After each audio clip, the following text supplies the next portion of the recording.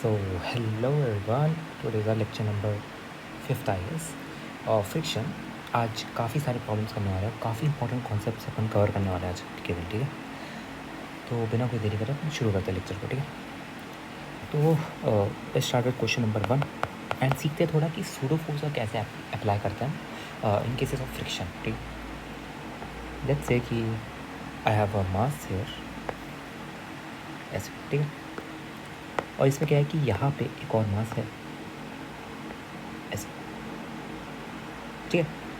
और नीचे क्या अपना ग्राउंड है, ठीक है। नीचे वाला जो सरफेस है ये स्मूथ है, ये वाला सरफेस क्या है, बिल्कुल स्मूथ। यहाँ पे है म्यू, मतलब फ्रिक्शन वाला है सरफेस ये वाला, ठीक है। अब तुमसे क्या कह रहा है, find minimum force. Actually force कहाँ से आ रही है, ये यहाँ से आ रही है। हम यहाँ पे एक एफ फोर्स लगा रहे हैं, एफ, ठीक है। क्वेश्चन में क्या पूछ रहा है तुमसे, फाइंड एफ मिनिमम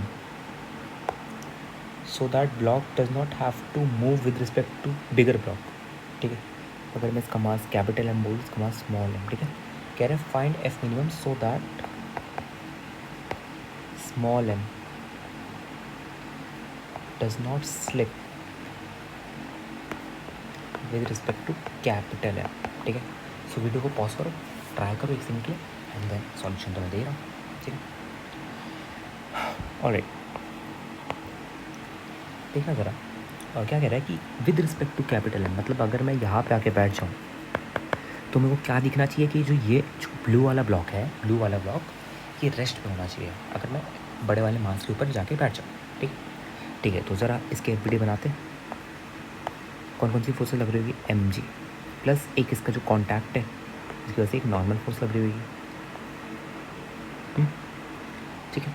अब हमसे क्या कह रहे हैं कि यार एम जी को रोकने के लिए ना, ध्यान से सुनना, एम जी को रोकने के लिए एक ऊपर की तरफ फोर्स लगना चाहिए, ठीक है, जो कि अपने कौन प्रोवाइड करेगा, फ्रिक्शन प्रोवाइड करेगा, ठीक है। लेट्स से इसकी वैल्यू क्या है, एफ एस, ठीक है। और अब हम यहाँ पे आके बैठ चुके हैं, ठीक है। सबसे पहले एक काम करो, तुम्हें पता है कि अगर एफ फोर्स लगाई है मैंने और नीचे वाला पूरा सरफेस स्मूथ है, ठीक है, और ये एम प्लस स्मॉल एम वाला मास है, तो उनका कॉमन एक्सेलरेशन लिख सकते हैं ना। ये दोनों सेम एक्सेलरेशन के साथ आगे मूव कर रहे हो, ए एक्सेलरेशन के साथ, है ना। तो उनका जो कॉमन एक्सेलरेशन आएगा क्या हुआ, ये आ जाएगा, देखो ज़रा, F by capital M plus small M, जो इनका कॉमन एक्सेलरेशन आएगा ये आ जाएगा, राइट। इसको ध्यान में रखना, ठीक है। अब हम आते हैं ऊपर वाले पे, ठीक है, ठीक है। अब तुम्हें पता है कि यार यहाँ पे अगर मैं रेस्ट पे बैठ चुका हूँ तो इस पर पीछे की तरफ एक सूडो फोर्स लगेगी, इसका mass into acceleration of the whole system, ठीक है। ऑलराइट, सो ठीक है। अब मैं क्या बोल सकता हूँ कि यार देखना ज़रा कि अगर मेरे को ये चाहिए कि ब्लॉक इस पर स्लिप ना करे, ये एम वाले पे स्लिप ना करे। अब देखो ये पूरा रेस्ट पे आ चुका है, ठीक है। अब इस बंदे को क्या दिख रहा होगा कि इसका अब कोई एक्सेलरेशन नहीं है, ठीक है। अब देखना क्या करेगा, ठीक है। हमें क्या बताना है, एफ सो दैट ब्लॉक इसके ऊपर स्लाइड ना करे, इसके ऊपर स्लाइड ना करे, मतलब ऊपर वाला force should be equal to नीचे वाला फोर्स, दाएं वाला फोर्स इक्वल टू राइट वाला फोर्स, ठीक है। तो क्या लिख सकता हूँ मैं यहाँ से, F S is equal to M G, ठीक है। F S is equal to M G and N is equal to M A, ठीक है। अब तुम्हें पता है यार कि अगर स्टैटिक फ्रिक्शन, तुम्हें पता है कि यहाँ पे स्टैटिक फ्रिक्शन लग रहा होगा, ठीक है। अगर सोचो ज़रा, अगर एम जी की वैल्यू स्टैटिक फ्रिक्शन की मैक्सिमम वैल्यू से ज़्यादा हो गई तो तुम्हें पता है क्या होता है, ब्लॉक फिसलने लग जाता है, काइनेटिक फ्रिक्शन लगेगा फिर, बट हमें फिसलवाना नहीं है। तो क्या मैं ये कह सकता हूँ डायरेक्टली कि जो स्टैटिक फ्रिक्शन की वैल्यू होनी चाहिए वो अगर एफ एस मैक्स से कम होगी, स्टैटिक फ्रिक्शन की जो वैल्यू इस क्वेश्चन में मिल रही है हमें, अगर वो एफ एस मैक्स से कम होगी या उसके बराबर होगी तो ये ब्लॉक स्लाइड नहीं करेगा इसके ऊपर, ये कह सकते हैं, राइट, डायरेक्टली कह सकते हैं ना। सो एफ एस की वैल्यू क्या निकालती है, एम जी। तो मेरे को क्या चाहिए कि एम जी की वैल्यू इसके बराबर या इससे कम होनी चाहिए। और एफ एस मैक्स की कैसे वैल्यू निकालते हैं, म्यू हमें क्वेश्चन में गिवन है और एन की वैल्यू क्या है, एम ए। देखो एन की वैल्यू क्या है, M A, N is two M A, ठीक है। सो क्या लिख सकते हैं इसको, mu into M A, mu into M A, ठीक है। एम से M cancel, so A should be greater than और equal to G by mu, ये आ रहा है तुम्हारा आंसर, ठीक है। A should be greater than और equal A should be greater than equal to G by mu. Wait a second, I guess कुछ गड़बड़ हो चुकी है यहाँ पे। नहीं, ठीक है। अब देखो एक्सेलरेशन की वैल्यू रखी है तुमने F by M plus M, F by M plus M should be greater than equal to G by mu, right. So F की वैल्यू आ गई G M plus M by mu, F की value आ चुकी है, ठीक है। इसका मतलब क्या है कि यार एफ की जो वैल्यू है कम से कम ये होनी चाहिए, G M plus M by mu, और ज़्यादा से ज़्यादा तो इन्फाइनाइट तक जा सकता है। ऑलराइट, अंडरस्टूड, ठीक है। इस केस में ये ब्लॉक कभी मूव नहीं करेगा इस पर। आई होप अंडरस्टूड हो गया, ठीक है। तो एफ मिनिमम ये पूछा था इसमें, एंड एफ मिनिमम की वैल्यू जो आ गई हम पे, एफ मिनिमम की जो वैल्यू आ गई वो आ गई G M plus capital M by mu, ठीक है।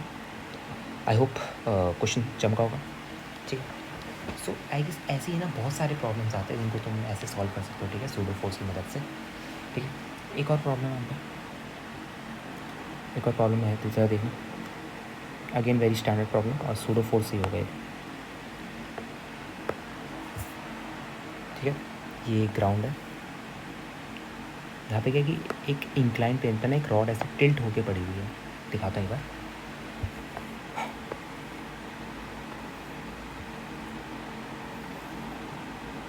ऐसे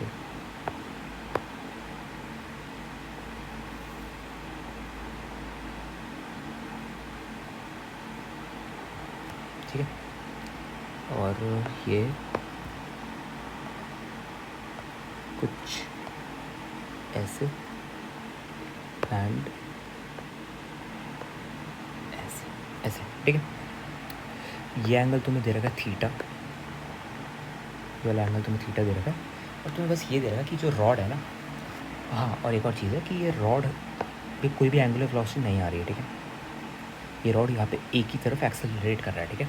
और ध्यान से सुनना कि पूरी रॉड एक ही तरफ एक्सेलरेट कर रही है, इसका हर पॉइंट आगे तरफ ए से एक्सेलरेट कर रहा है। वरना क्या होता है कि इसके अबाउट एक एंगुलर वेलोसिटी आती है, एंगुलर मोमेंटम कंसर्व कराती है, वो बहुत आगे की चीज़ है, ठीक है। अब इस पर ध्यान नहीं देना।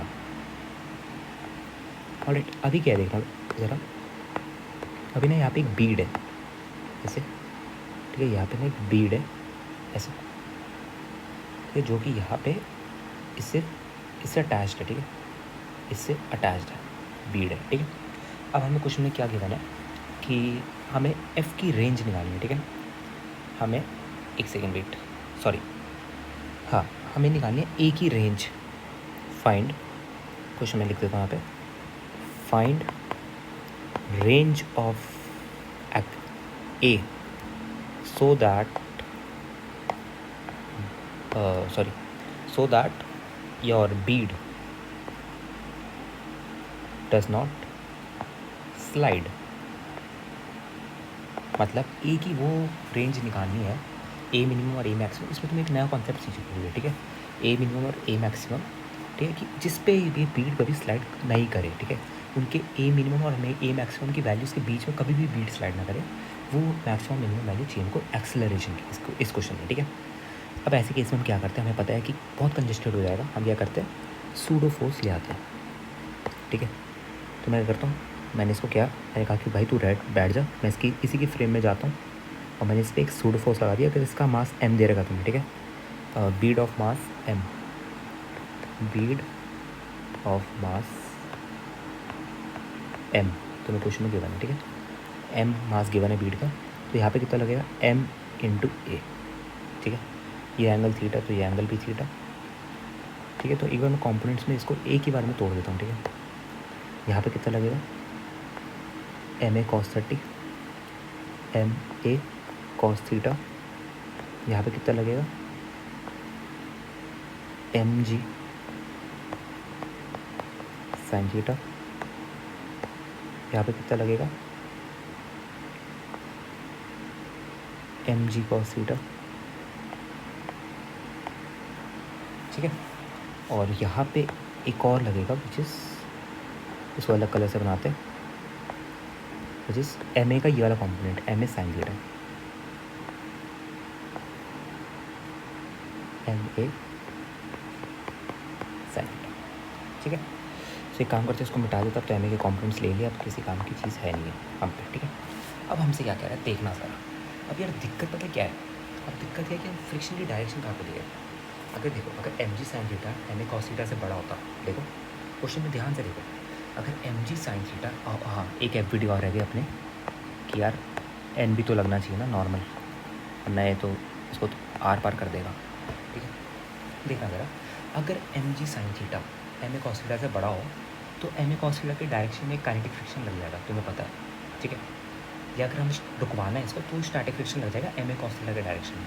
अगर एम ए कॉस थीटा बढ़ा हो तो एम जी साइन थीटा के डायरेक्शन में बढ़ जाएगा, है ना।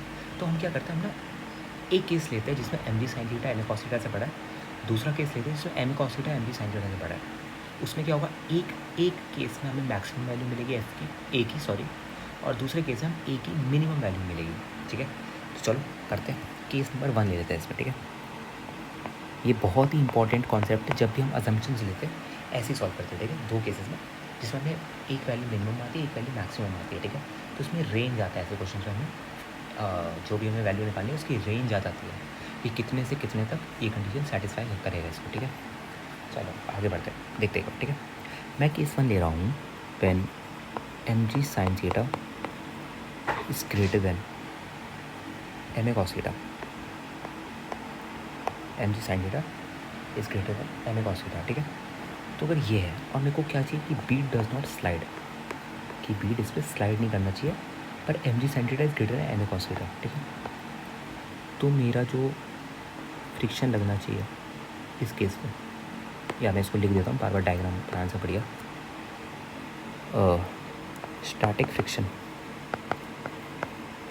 तो पता है कि स्टैटिक ही लगेगा, तो मेरे को उसको स्लाइड तो करवाना नहीं, इस बीड को मेरे को स्लाइड नहीं करवाना है, तो स्टैटिक फ्रिक्शन ही लगेगा, वो भी पीछे की तरफ। Just because M ji sine theta is greater than M A cos theta, तो एम जी साइन थीटा का फोर्स को कवर अप करने के लिए एक एक्स्ट्रा फोर्स चाहिए मेरे को पीछे की तरफ, because M A cos theta तो कम है उससे एम जी साइन थीटा से। ठीक है, तो वो जो रिमेनिंग फोर्स है वो फ्रिक्शन प्रोवाइड करेगा, स्टैटिक वाला। ठीक है, ठीक, so static friction will act in the direction of M A cos theta, M A cos theta. ठीक है, स्टैटिक फ्रिक्शन इस डायरेक्शन में एक्ट करेगा। ठीक है, तो देखो सर, अब हमें पता है कि स्टैटिक फ्रिक्शन की वैल्यू क्या होगी, क्योंकि यार स्टैटिक फ्रिक्शन की वैल्यू तो हम मैक्सिमम निकाल सकते हैं बस, और ऐसे वो अपने आप को सेल्फ एडजस्ट करता है, मैंने पहले के लेसन में बताया था, अपने आप को सेल्फ एडजस्ट करने का उसका नेचर है। ठीक है, तो अगर मेरे को इसको रोकना है तो क्या मैं ये लिख सकता हूँ कि यार एम जी साइन थीटा, देखना ज़रा, क्या मैं इसको ये लिख सकता हूँ, देखना ज़रा, एम जी साइन थीटा का जो भी फोर्स होगा वो किसके बराबर होगा, एम ए कॉस थीटा प्लस एक फ्रिक्शनल फोर्स की जिसकी वैल्यू हमें नहीं पता। ठीक है, तो अब क्या करेंगे, फ्रिक्शनल फोर्स की वैल्यू यहाँ से आ गई M ji sine theta minus M A cos theta. ठीक है, ऑलराइट, अब क्या चाहिए देखना ज़रा, अब क्या चाहिए हमें कि यार बीड जो भी है ना, बीड, ये जो बीड है स्लाइड नहीं करना चाहिए। इसका मतलब क्या है कि यार अपना जो ना फ्रिक्शन की वैल्यू आ रही है, ठीक है, जो भी अपनी फ्रिक्शन की वैल्यू आ रही है वो लिमिटिंग से, वो फ्रिक्शन की मैक्सिमम वैल्यू से, वो स्टैटिक फ्रिक्शन की मैक्सिमम वैल्यू से कम होनी चाहिए, ये कंडीशन सेटिस्फाई करनी चाहिए। क्योंकि अगर इसकी वैल्यू इससे ज़्यादा हो गई ना तो ये करने लग जाएगा स्लाइड, धड़ धड़ धड़ धड़ स्लाइड करता हुआ नीचे आ जाएगा। ठीक है, ऑलराइट, तो ये केस लगाया मैंने। ठीक है, ठीक है, तो मैं ये कंडीशन लगा रहा हूँ कि यार एफ फ्रिक्शन जो होनी चाहिए वो एफ एस मैक्स से कम होनी चाहिए। ठीक है, वो खुद ही सोचो कि यार अगर ये वाली फ्रिक्शन अगर एफ एस मैक्स से ज़्यादा आ गई, ठीक है, तो तुम्हें पता क्या लगता है एफ एस मैक्स से ज़्यादा आने के बाद काइनेटिक फ्रिक्शन। और काइनेटिक फ्रिक्शन कब लगता है, जब रिलेटिव मोशन हो रहा था बीड और इस पिंक वाले रॉड के बीच में। ठीक है, तो रिलेटिव मोशन हो जाएगा जैसे ही स्टार्ट स्लाइड करने लग जाएगा ना, तो हमें ये कंडीशन चाहिए। अब एफ आर की वैल्यू पता है मेरे को क्या है, m ji sine theta minus M A cos theta is less than equal to f s max क्या है यहाँ पे, देखो म्यू इंटू एन, एन की वैल्यू क्या है, M A sine theta plus g cos theta, mu into mu m A sine theta plus g cos theta, ठीक है। ये आ गई एफ एस मैक्स की वैल्यू, ठीक है। क्या आ रही है, mu m A sine theta plus g cos theta, a sine theta plus g cos theta, ठीक है। सो हमने क्या किया कि यार हमने ना इस पूरे से, सॉरी ये एम है, ठीक है, स्मॉल एम है, इस पूरे से एम कॉमन लिया और इसको काट दिया इससे, तो क्या आ रहा है, G sine theta minus A cos theta is less than equal to mu A sine theta plus में जी कॉस थीटा, ठीक है। तो ज़रा थोड़ा सॉल्व करते हैं इसको अपन, ठीक है।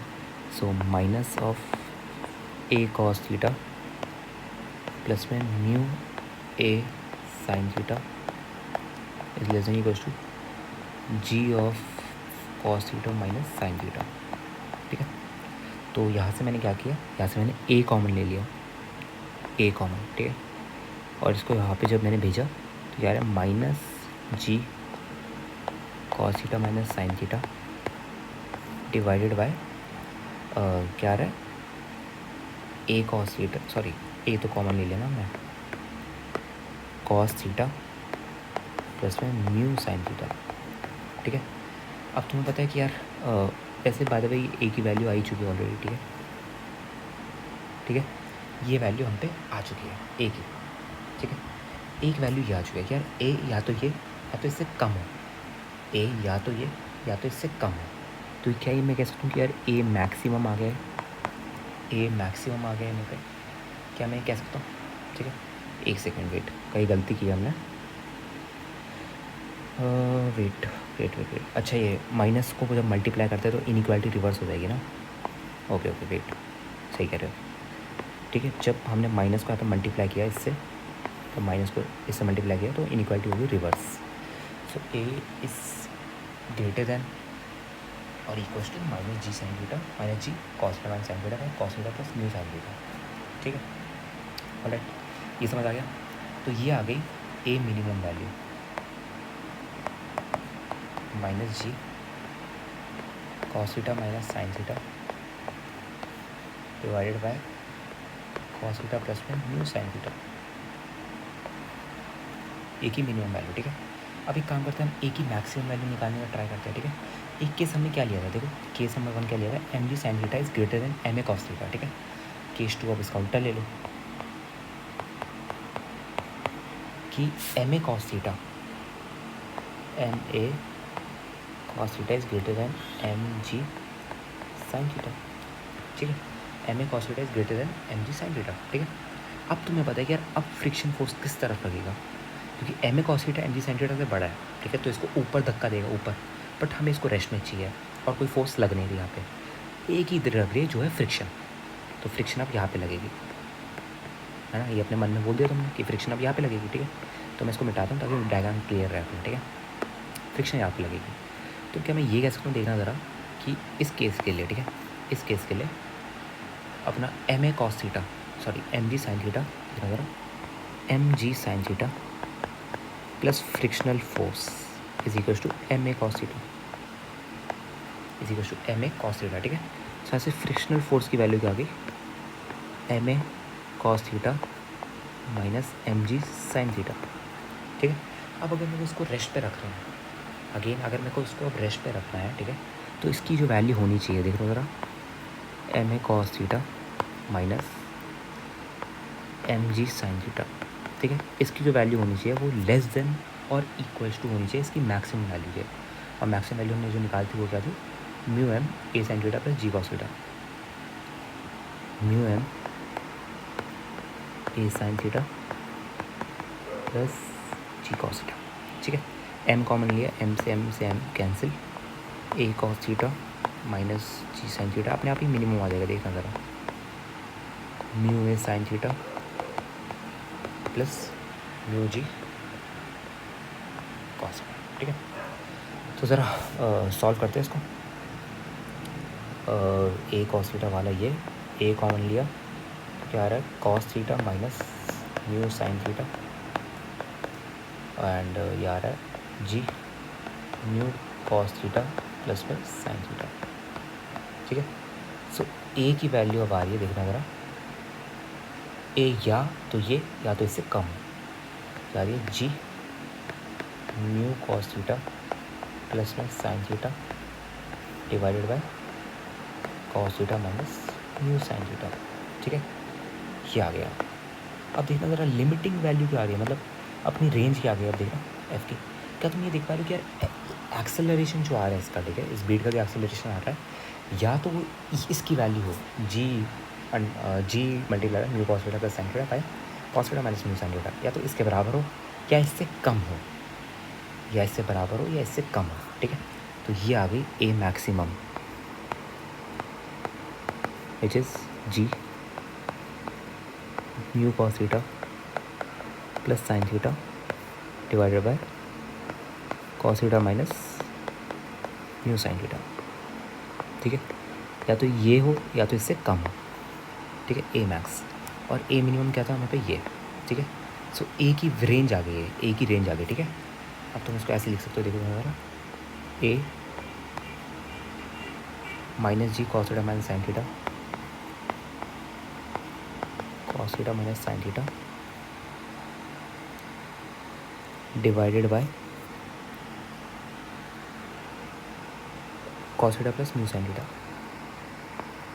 Cos theta plus mu sine theta. ठीक है, और या तो A G mu cos theta plus में sine theta divided by cos theta minus mu sine theta. ठीक है, सो कितना बड़ा था। सो ये आ गई अपनी ए की वैल्यू। ठीक है, ए की ये पॉसिबल वैल्यूज हो सकती है जिस पे अपना जो बीड है ये वाला, ये इस पर स्लाइड ना करे। ठीक है, सो आई होप क्वेश्चन अच्छे से चमका होगा। ठीक है, ऑलराइट, सो अब हम चलते हैं नेक्स्ट कॉन्सेप्ट पे। ठीक है, क्योंकि कल ही पढ़ा था हमने कॉन्सेप्ट कि पहले टेंशन आती है या पहले फ्रिक्शन आती है। ठीक है, उसी का थोड़ा एडवांस वर्जन पे आते हैं। ठीक है, उसी के थोड़े एडवांस वर्जन पे आते हैं। ऑलराइट, फिर हम आगे बढ़ेंगे। ठीक है, चलो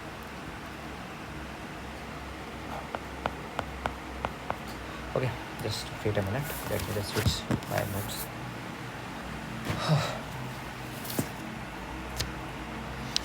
ऑलराइट, सो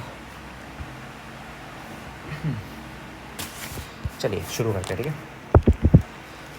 पिछला वाला क्वेश्चन काफ़ी अच्छा था, और हाँ, जो कल हम मल्टीपल ब्लॉक सिस्टम कर रहे थे उसको हम कंटिन्यू करेंगे, बट अभी नहीं। ठीक है, नॉट टुडे, बट हाँ, हम लास्ट लेक्चर है उससे सेकंड लास्ट लेक्चर में हम उसको कवर कर लेंगे पूरे को एक ही बार में। ठीक है, ठीक है, ज़रा देखना ज़रा कल क्या किया था हमने। कल हमने दीवार से अटैच कर दिया था उसको, स्ट्रिंग को, है ना, और फिर सोचा था कि क्या पहले फ्रिक्शन आएगा या पहले टेंशन आएगा।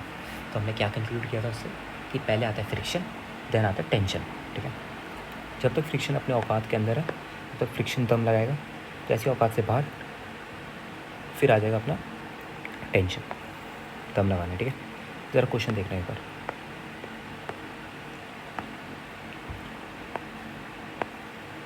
टू के जी का ब्लॉक है मेरे पे, यहाँ 2 kg का ब्लॉक है। ठीक है, और यहाँ पे राइट में है 3 kg का ब्लॉक।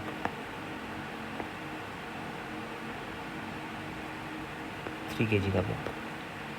ठीक है, ऑलराइट, और यहाँ पे है एक बीच में रस्सी से जुड़ा हुआ है। अरे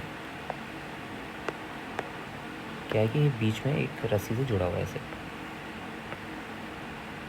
ठीक है, और यहाँ पे हमने लगा दी 50 न्यूटन की फोर्स, 15 या 20 कुछ भी ले लो, मैं 15 ले लेता हूँ।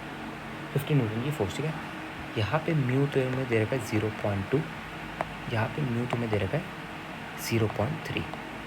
अब इस मोशन को एनालाइज करते हैं। एनालाइज तो मोशन, इसको तुम क्वेश्चन की तरह मत देखो। ठीक है, see it as a concept. अपने को पूरी फिजिक्स में क्वेश्चन बस उन्हीं को देखना जो हमारे जे एडवांस के पेपर में आएगा, बाकी सारे कॉन्सेप्ट होएंगे। ठीक है, ठीक है, और टेस्ट को छोड़ के। ठीक है, ठीक है, अब ज़रा नोटिस करते हैं एक एक बारीकी वाली बात, बिल्कुल बेसिक से चलते हैं। ठीक है, कैसे सॉल्व करेंगे ऐसे क्वेश्चन को। ठीक है, तुम्हें पता है कि यार इसकी मैक्सिमम वैल्यू क्या होगी, रोकने की maximum value, friction static friction की मैक्सिमम वैल्यू कितनी होगी, म्यू इंटू एन। एन कितने 6 न्यूटन। एफ एस मैक्स कितना आ गया इसका, मैं यहाँ पे 6 लिखता हूँ डायरेक्टली।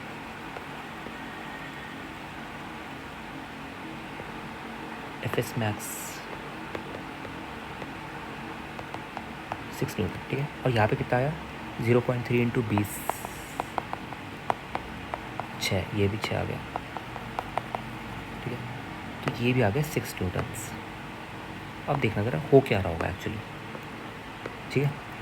यहाँ पे मैंने लगाई 15 न्यूटन की फोर्स, ठीक है। यहाँ पे मैंने लगाई 15 न्यूटन की फोर्स, ठीक है। पीछे नेट फोर्स कितनी लग रही है 12 न्यूटन, अगर हम बात करें, ठीक है। पीछे नेट फोर्स कितनी लग रही है 12 न्यूटन, ठीक है। ऑलराइट, तो देखो यार इसमें ना केसेस क्या बनते हैं, देखो इसमें ना केसेस जो बनते हैं, पहला केस कि या तो दोनों ही ना चले, और दो ही केस है कि दोनों साथ में चले, ठीक है। इससे ज़्यादा कोई केस है नहीं इन दोनों में, ठीक है। तो देखो सर क्या हो रहा होगा इसमें, ठीक है, कि यार इस पर 15 न्यूटन लगाई मैंने, ठीक है। और पहले इसको फ्रिक्शन रोकने का ट्राई करेगा, बट फ्रिक्शन रोकते ही क्या कहेगा, पूरी बाबा ये तो अपने से ज़्यादा है, ठीक है। अब टेंशन काम में आएगा ठीक है। फिर यहाँ पे टेंशन आएगी स्ट्रिंग में, ऑलराइट समझ रहे हो, यहाँ पे टेंशन आएगी स्ट्रिंग में, क्योंकि देखो अब एफ एस मैक्स, अब जो अप्लाइड फोर्स है 15 न्यूटन वो एफ एस मैक्स से ज़्यादा है। तो मैंने बताया जैसे फ्रिक्शन के बाहर हुई बात, वैसे आ गया अब टेंशन पे बात, ठीक है। एक्चुअली सब पहले टेंशन पे नहीं आएगा, पहले पीछे वाले फ्रिक्शन पे भी आएगा। पहले जैसे यहाँ वाला फ्रिक्शन ने अपनी बात ख़त्म कर दी, अब पीछे वाले फ्रिक्शन पे बात आई है कि यार अब तुम आ जाओ, अब तुम मेरी मदद कर दो आके, ठीक है।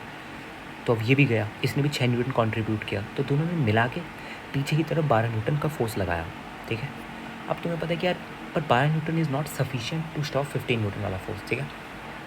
अब क्या हुआ कि अब ये दोनों मूव करने शुरू करेंगे, ठीक है।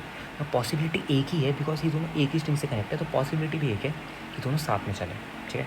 तो अगर दोनों साथ में चलेंगे तो मैं इनको एक सिस्टम मान सकता हूँ, सिस्टम 5 kg का है, सिस्टम मान सकता हूँ। और पीछे कितना लग रहा है एक्चुअली, क्योंकि म्यू की वैल्यू दोनों सेम है काइनेटिक और स्टैटिक के लिए, ठीक है। तो यही अपना काइनेटिक हो गया कैलकुलेशन टाइम बचाने के लिए, है ना। और यहाँ पे 15 न्यूटन, ठीक है। सो इसका एक्सेलरेशन कितना आ रहा है देखो जरा, 15 - 12 = 5 है। एक्सेलरेशन = 3/5 मीटर/सेकंड स्क्वायर, ऑलराइट, ठीक है। सो आई होप समझ आया होगा कि ठीक है कि ऐसे केसेस में बस दो ही पॉसिबिलिटी बनती है कि या तो मूव करें या ना करें, ठीक है। Alright, so let's move to next step.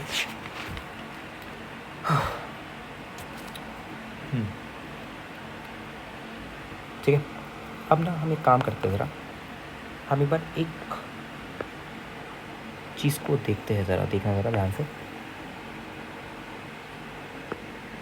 कि यहाँ पे एक ब्लॉक पड़ा हुआ है, यहाँ पे अनदर ब्लॉक पड़ा हुआ है, ठीक है। ये 2 kg का ब्लॉक है, ये 3 kg का ब्लॉक है, ठीक है। और ये दोनों एक स्ट्रिंग से कनेक्ट है, ये दोनों क्या है एक स्ट्रिंग से कनेक्ट है, ठीक है। और इनमें क्या लगाया मैंने 8 न्यूटन का फोर्स लगा दिया, तो 8 न्यूटन का फोर्स, ठीक है। इसका कोफिशिएंट ऑफ फ्रिक्शन 0.2 है, इसका कोफिशिएंट ऑफ फ्रिक्शन 0.3 है, ठीक है। अब हम मोशन को एनालाइज करने का ट्राई करते हैं, ठीक है। सो क्या ये पिछला वाला क्वेश्चन ही है, हाँ ये पिछला वाला क्वेश्चन ही है। तो इसका 6 हो गया मैक्सिमम वैल्यू, और इसका भी 6 हो गया मैक्सिमम वैल्यू, ठीक है। ऑलराइट, इसको हम मिटा देते हैं, ठीक है, अब किसी काम का नहीं है। और काइनेटिक का भी यही वैल्यू हो गया 6, काइनेटिक का भी हो गया 6, ठीक है। ऑलराइट, देखना ज़रा यार कि यहाँ पे ना, यहाँ पे क्या होगा देखना ज़रा। मैंने क्या बताया कि पहले सारे फ्रिक्शन जितने भी है वो कहिए कि पहले मैं आता हूँ कंट्रीब्यूट करता हूँ, फिर टेंशन तुम आना, टेंशन लाइन में पीछे लगा हुआ है। तो पहले इसने 6 न्यूटन अपना कंट्रीब्यूट किया, फिर जो पीछे वाला ब्लॉक है ये अपना 6 न्यूटन कंट्रीब्यूट करेगा इसको कि भैया तो रुक जा यार, रुक जा, नहीं रुक रहा पर वो, बट ये 6 न्यूटन नहीं देगा। क्यों नहीं देगा? क्योंकि यार जब इसने 6 न्यूटन दिया, ध्यान से सुनना, जब आगे वाले ब्लॉक ने 6 न्यूटन दिया तब 2 न्यूटन का बचा फोर्स। 2 न्यूटन अगर मैं और दे दूँ तो ये पूरा रेस्ट पे आ जाएगा, राइट, पूरा रेस्ट पे आ जाएगा, ठीक है। पर इसकी मैक्सिमम वैल्यू तो 6 न्यूटन है, तो क्या ये 2 न्यूटन फोर्स दे सकता है? बिल्कुल दे सकता है। तो इसने पकड़ा दी अपनी 2 न्यूटन की फोर्स, ठीक है। अब तुमसे पूछ रहा है ऐसे कैसे कि टेंशन कितना होगा। अब तेरा ध्यान से सुनना, बिल्कुल ऑब्जर्व करने वाली बात है कि यार अगर ये 2 न्यूटन पीछे लगा रहा है ताकि वो 8 न्यूटन एडजस्ट हो जाए, ताकि वो 8 न्यूटन एडजस्ट हो जाए, इसका मतलब डायरेक्टली ये है कि यार यहाँ पे जो फोर्स लग रही होगी इस पर, ये भी 2 न्यूटन ही होगी। ध्यान से सुनना, ये तुम ऐसे भी सोच सकते हो, ठीक है, कि यहाँ पे जो फोर्स मैंने लगाई 8 न्यूटन और 6 न्यूटन, इसमें 2 न्यूटन बचा, ये पूरे स्ट्रिंग में 2 न्यूटन आ गया फोर्स, ठीक है। और ये 2 न्यूटन और ये जो 2 न्यूटन वाला फोर्स है, ये 2 के वाले को खींचने का ट्राई कर रहा, बट 2 के वाले कह रहा है नहीं नहीं भाई तेरे बस की नहीं है, क्योंकि मेरी मैक्सिमम ही 6 न्यूटन है, तो 2 न्यूटन लगा के वो क्या हिलाएगा, तो वो हिला ही नहीं पाया उसको, 2 न्यूटन वाला मतलब इसको हिला ही नहीं पाया 2 kg वाले को, ठीक है। सो आई होप क्वेश्चन क्लियर होगा बिल्कुल, ठीक है। ऐसे क्वेश्चन आ जाते हैं, अच्छा क्वेश्चन है, ठीक है, समझने वाले। ऑलराइट, चलो आई होप बिल्कुल अच्छे से समझ आया होगा, ठीक है। चलो आगे बढ़ते हैं ज़रा, देखना ज़रा, काफ़ी इंपॉर्टेंट चीज़ है। थोड़ा ग्राफ्स में देखते हैं कि अगर यहाँ पे मैंने एक वेरिएबल फोर्स लगा दी जो कि टाइम के साथ डिपेंड कर रही है, ठीक है, तो क्या होगा ये देखते हैं, ठीक है।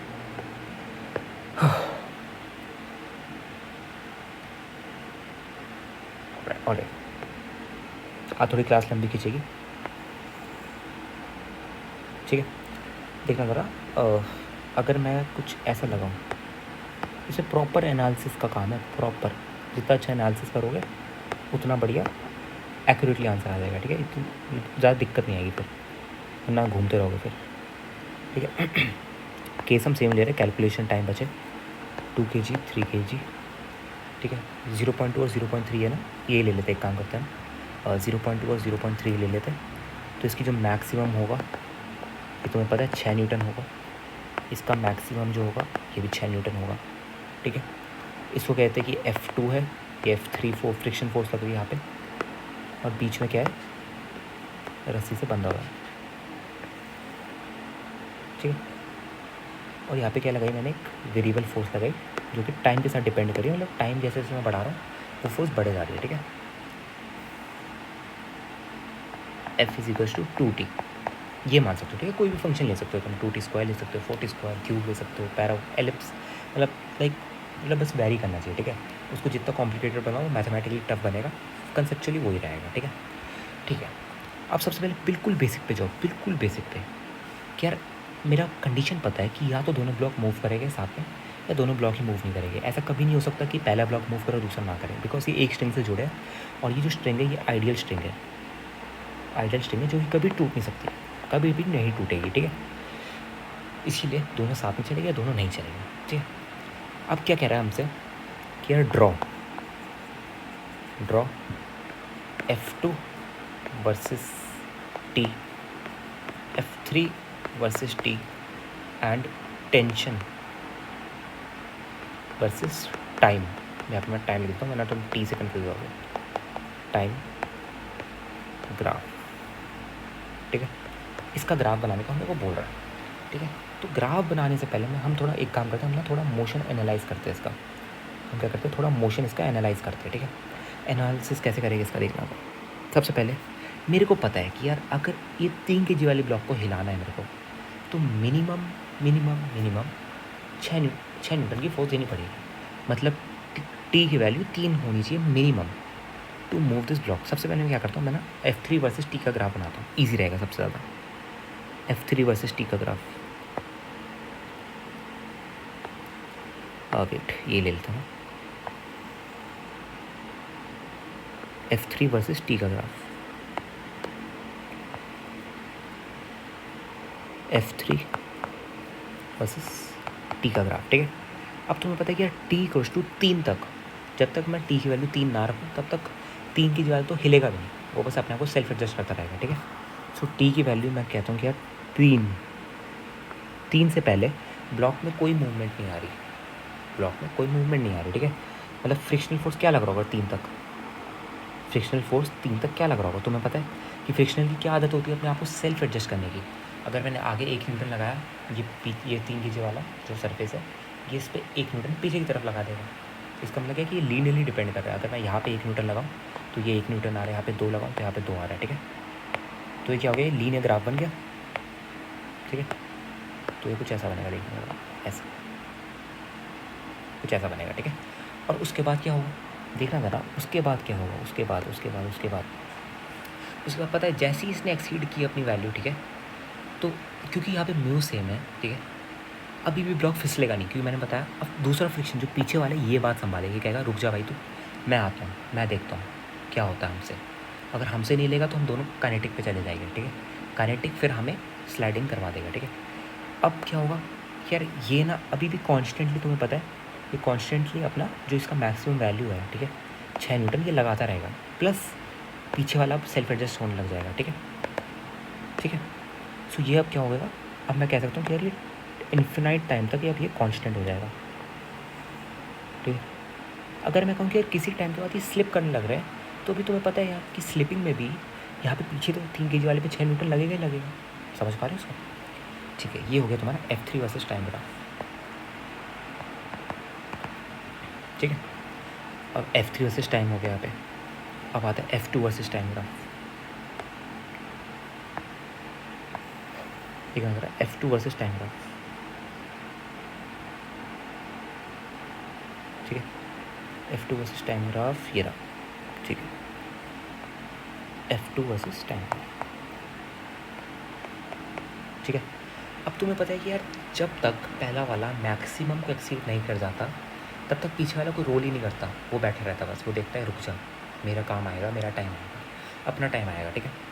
सो तुम्हें पता है कि यार T इक्वल्स टू, ध्यान से सुनना, T इज इक्वल्स टू 3 के बाद, देखना अगर जैसे T की वैल्यू मैंने 3 रखी, अब तुम्हें पता है कि यार पहले वाले ने अपना दम तोड़ दिया, वो कह रहा है अब मैं लग रहा हूँ, अब सेकंड वाले तू आ जा, अब तू अपना दम दिखा। अब सेकंड वाला दम दिखाता है, पर सेकंड वाला भी तुम्हें पता है कि यार स्टार्टिंग में वो अपने आप को भी सेल्फ एडजस्ट करता है, सेकंड वाला अपने आप को स्टार्टिंग में सेल्फ एडजस्ट करता है, वो भी करेगा सेल्फ एडजस्ट, है ना, सबको सेल्फ एडजस्ट करना है।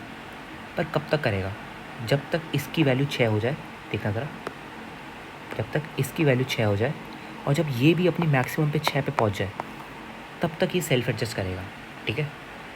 और जैसे ही इसके बाद आगे फिर ये भी कांस्टेंट हो जाएगा, बिकॉज अब काइनेटिक में कन्वर्ट हो जाएगा, काइनेटिक तो दोनों में 6 ही लगेगा पीछे की तरफ, है ना, बिकॉज ऑफ म्यू दोनों का सेम है, ठीक है। तो ये क्या होगा, देखना ज़रा, ये रहेगा ऐसे till T is equal to 6 तक, देन हो जाएगा एक कांस्टेंट आगे की तरफ, ऐसे till infinite time again, alright, ठीक है, ठीक है। ये भी हो गया अपने से। अब आता है सेकंड, टेंशन वर्सेस टाइम, जो सबसे बढ़िया है और सबसे इंपॉर्टेंट है। टेंशन वर्सेस टाइम कैसे लिखेंगे, ठीक है, ठीक है, जरा देखना जरा। अब टेंशन कब आती है, ये सोचने वाली बात है, क्या टेंशन आती कब है, टेंशन रोल कब प्ले करते हैं, टेंशन एक्ट कब करने लगती है। तुम्हें पता है यार, जब दोनों ने दम तोड़ दिया अपना, ठीक है, जब दोनों ने अपना दम तोड़ दिया तब टेंशन काम में आता है, ऑलराइट। इसका मतलब तो हमें दिख ही रहा है कि यार टेंशन जो है वो, ये हम एक काम कर सकते हैं, अगर तुम बोलो तो हम एक काम कर सकते हैं इसमें, ठीक है, कि टेंशन का वैल्यू जैसे ही 12 न्यूटन ने एक्सीड किया, मतलब समझ पा रहे हो कि जैसे ही टी का वैल्यू, देखो जैसे ही टी का वैल्यू 6 न्यूटन हुआ, ठीक है, जैसे ही टी का वैल्यू 6 न्यूटन हुआ तब इसे टेंशन अपना प्ले करने लग जाएगा, ठीक है। चलो एक काम करना, ठीक है, टेंशन का ज़रा तुम बताना मेरे को, टेंशन का होमवर्क ले लो, टेंशन वर्सेस टाइम का बताना ज़रा, ठीक है, हाँ, टेंशन वर्सेस टाइम का बताना ज़रा क्या आएगा, ठीक है। या एक काम करता है, अपन ये बता देता है, ठीक है। अब तुम पता है कि यार अब क्या होगा, जैसे ही इनने एक्सीड किया, ठीक है, टेंशन रोकने के लिए नहीं है अब, ठीक है, टेंशन रोक नहीं रहा है, ठीक है, टेंशन इनको रोकेगा नहीं, टेंशन यहाँ पे कोई फोर्स एक्ट नहीं कर रहा है इस पर, ठीक है। अगर ये रस्सी दीवार पर अटैच होती तो डेफिनेटली करता, बट अभी इस केस में नहीं कर रहा है, ठीक है। हम क्या मान सकते हैं कि यार मैंने बताया कि या तो दोनों सेम एक्सेलरेशन के साथ मूव करेंगे या दोनों नहीं मूव करेंगे। अब तो मैंने देखा कि यार ये जो फोर्स है ये एक्सीड करे जा रही है, इन दोनों की वैल्यू को एक्सीड कर चुकी है, तो अब क्या होगा कि अब दोनों साथ में चले गए, अब क्या होगा, दोनों साथ में चलेंगे, ठीक है, ठीक है। तो मैं इन दोनों को, अगर दोनों साथ में चल रहे हैं तो मैं इनको एक सिस्टम मान सकता हूँ 5 kg का, ठीक है, जिस पे पीछे की तरफ कितना फोर्स लग रहा है, ये 6 और ये 6 काइनेटिक फ्रिक्शन दोनों के 12 न्यूटन पीछे की तरफ, ठीक है, और आगे की तरफ कितना लग रहा है, और आगे की तरफ 2T, आगे की तरफ 2T, ठीक है, जो कि ये है ये T वाला 2T, ठीक है। तो इसका एक्सेलरेशन क्या लिख सकते हैं, देख ज़रा, 2t minus 12 is equal to 5 है। Acceleration is equal to 2t minus 12/5, ये लिख सकते हैं डायरेक्टली एक्सेलरेशन की वैल्यू, ठीक है। अब तो एक काम कर, देख हमने जैसे न्यूटन लॉ ऑफ मोशन में भी किया है बहुत बार, एक बार इनको कंबाइन मास मान लिया, अब तू किसी को भी पकड़ ले, ठीक है।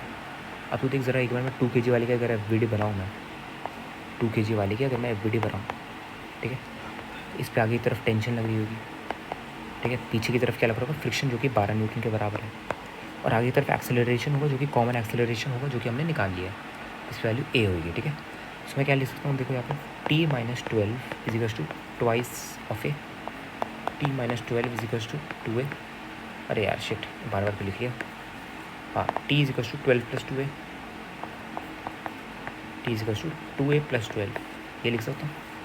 a की वैल्यू ज़रा पुट करो ज़रा इसमें, t is equal to twice of a, 2t minus 12/5, 2t minus 12/5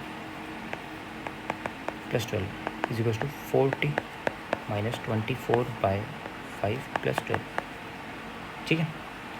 सो यार अगर कोई कैलकुलेशन मिस्टेक हो तो प्लीज़ लेट मी नो, ठीक है। आई होप कोई कैलकुलेशन मिस्टेक नहीं होनी चाहिए। अब बस इसका ग्राफ बना लोगे तुम, है ना, अब बस इसको सॉल्व करके इसका ग्राफ तो बना ही लोगे। ये टी है, ठीक है, ये टेंशन है और ये टाइम है, टी है, टाइम टी है, ठीक है। So T as a function of time आ गया मेरे यहाँ से, यहाँ पे मेरे से T as a function of time आ गया, ठीक है। अब बस काम खत्म, निकाल लोगे मेरे साथ, ठीक है। सो आई होप ऐसे प्रॉब्लम्स भी तुम्हें अब समझ आ चुके हैं, ठीक है, कि कैसे इन प्रॉब्लम्स को हम अप्रोच करते हैं, ठीक है। चलो अपना एक जाते जाते जे एडवांस का क्वेश्चन बचा है 2006 का, उसको करते हैं, फिर हम मिलते हैं नेक्स्ट वीडियो में, ठीक है। ऑलराइट, ये रहा अपना क्वेश्चन, ठीक है। ज़रा इसको पढ़ना, ठीक है, और समझना इसको, ठीक है, समझने का ट्राई करना। ज़रा 1 सेकंड लो और पढ़ो पॉज करके वीडियो को, ठीक है, तब तक मैं समझाता हूँ। सो ऑलराइट, आई होप तुमने समझ लिया होगा क्वेश्चन को, या ट्राई करना शुरू कर दिया होगा, ठीक है, या कर भी लिया होगा कुछ लोगों ने। क्वेश्चन क्या कह रहा है, ध्यान से सुनना, ठीक है। अच्छा सवाल नहीं है, ठीक है, कन्फ्यूजिंग अलग है, यहाँ पे डायग्राम गलत दे रखा है इसको, ठीक है, जहाँ भी देखो वहाँ डायग्राम गलत दे रखा है, ठीक है, प्लस लैंग्वेज भी अच्छी नहीं दे रखी है, ठीक है। देखना ज़रा डायग्राम क्यों गलत है मैं बताता हूँ, ठीक है। क्या कह रहा है, circular disc with a groove along its diameter is placed horizontally. सबसे पहले ये समझना पड़ेगा हॉरिजॉन्टली और वर्टिकली में क्या फ़र्क है, ठीक है। देखना ज़रा, अगर मैं कभी कहूँ कि वर्टिकली पड़ा है, वर्टिकली, इसका मतलब क्या है कि यार ये ऐसे पड़ा है कुछ, मतलब इस पर नीचे ग्रेविटी लग रहा होगा, ठीक है, ऐसे, और नॉर्मल अगर एक ग्राउंड पर पड़ा है और नॉर्मल ऊपर लग रहा होगा।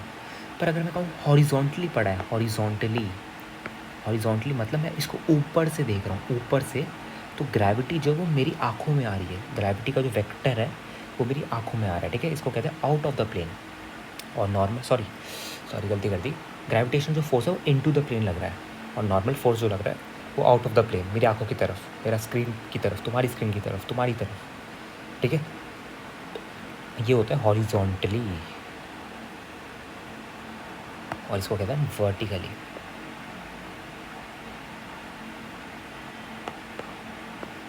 हॉरिजॉन्टली एंड वर्टिकली, ठीक है। सो आई होप ये क्लियर होगा, हॉरिजॉन्टली एंड वर्टिकली, ठीक है। तो इसने क्या कहा कि यार ये जो ग्रूव है ना, ये जो सर्कल है वर्टिकली पड़ा है, ठीक है। देखना था, लेट्स मेक दिस क्वेश्चन, एक क्यूट सा डायग्राम बनाते हैं इसका,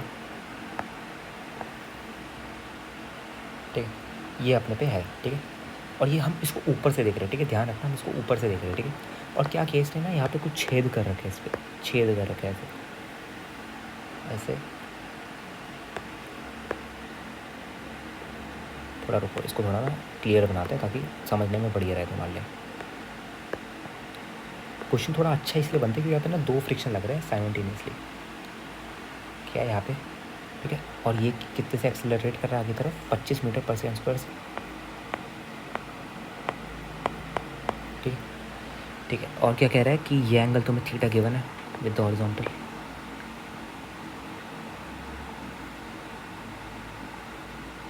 ये एंगल थीटा तुम्हें गिवन है विद द हॉरिजॉन्टल, ठीक है। क्या कह रहा है, यहाँ पे एक ग्रूव है, ठीक है, ध्यान से देखना, यहाँ पे क्या है कि एक वी कैन से एक बॉक्स टाइप ऑफ पड़ा है, यार ये ऐसे नहीं बनेगा, ऐसे, ठीक है, एक एम मास का, m is equal to 1 kg है, यहाँ पे बना नहीं रहा, मतलब कंजस्टेड हो जाएगा, तुम समझ पा रहे हो, राइटिंग थोड़ी वैसे हो जाएगी चिपके चिपके, ठीक है, इसीलिए। ठीक है, क्या कह रहे हैं कुछ नहीं, बार पढ़ लेते हैं। The coefficient of friction between the block and all the surfaces of groove in contact is 2/5, so mu is equals to 2/5। ठीक है, the disc has an acceleration of 25 metre per second, find the acceleration block with respect to disc. तो इसे खुद ही बोलते हैं with respect to disc, मतलब क्या है, इसको हटाओ और सूडो फोर्स लगाओ। इसका मास 1 किलोग्राम है, तो सूडो फोर्स किस तरफ लगेगी, राइट की तरफ, राइट की तरफ, राइट की तरफ, राइट की तरफ। सूडो फोर्स लगेगी इस पर ऐसे ऐसे, जिसका मास होगा 20 m इंटू ए। एम का वैल्यू 1 है, ए का वैल्यू 25, तो ये आ गया 25 न्यूटन का। ठीक है, ऑलराइट, समझ आ गया। ये एंगल थीटा, तो तुम आप समझ पा रहे हो कि ये एंगल भी थीटा हो गया। ठीक है, ऑल्टरनेट डेटा एंगल से। ठीक है, ठीक है। और तुम्हें पता है कि यार यहाँ पे अब क्या है ना, यहाँ पे तुम्हें देखना पड़ेगा, एक बहुत तगड़ी चीज़ है जो इस क्वेश्चन को जे एडवांस का बनाती है। ठीक है, वो ये है, और फिर इसको मैं एंड कर दूँगा, तुम खुद ही सॉल्व कर सकते हो। ठीक है, फिर वो ये है, ज़रा देखना, अगर मैं इसको, ये तो ऊपर से देख रहा हूँ मैं, ठीक है, ऊपर में मेरे को 3D लग रहा है, पर जब मैं यहाँ पे आके बैठूँगा ना, यहाँ पे ऐसे, इसके बिल्कुल सेम लेवल पे आके बैठूँगा, तो मेरे को पता क्या लिखेगा कि इसको थोड़ा बना, ये कैसे यार, थोड़ा देखना पड़ेगा।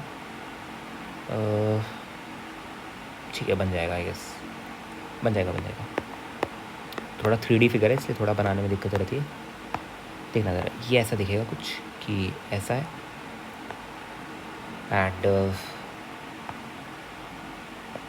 कुछ ऐसा पड़ा हुआ है। ठीक है, इसमें, हाँ, ये तुम समझ रहे हो। ठीक है, जैसे अगर तुम अपनी वॉल देखते हो, ठीक है, जैसे तुम सामने वाली दीवार की वॉल देखते हो, क्या होता है, सामने स्ट्रेट और नीचे फिर क्या हो जाती है, पूरे सामने वर्टिकल और नीचे हॉरिजॉन्टल, बिल्कुल वैसा है। ठीक है, इसको ऐसे इमेजिन करना है। ऑलराइट, ठीक है, और यहाँ पे क्या है, यहाँ पे अपना ब्लॉक पड़ा हुआ है। ठीक है, जो कि देखना ज़रा, यहाँ पे अपना ब्लॉक पड़ा हुआ है। मैं थोड़ा इसको 3D फिगर बनाऊँ, ज़्यादा बेटर रहेगा।